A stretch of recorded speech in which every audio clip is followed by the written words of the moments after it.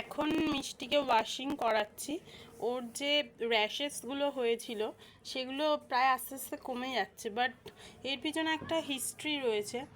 কারণ এটাই যে সব ডক্টর কিন্তু চিকিৎসা ঠিক মতন করতে পারে না। আমি কাউকে ছোট করছি না, বাট সব রোগ মানে ডিজিজের ক্ষেত্রে সবাই সমান হয় না। তো এটাকে একটু বুঝে নিতে হবে। আমরা আগে যাকে দেখাতাম উনি এটা ব্যাপারটাকে অত ভালোভাবে সারভাইভ করাতে পারেননি, ঠিক মতন শাড়ি তুলতে পারেনি। বাট এখন নতুন দেখাচ্ছি, আমি কারণ নামই নেব না, বাট উনি খুব সুন্দর এটাকে সারিয়ে দিচ্ছেন।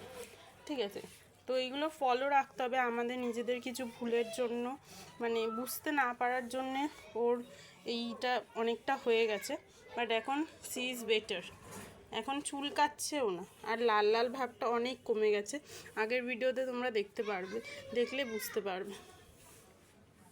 চলো বাচ্চা।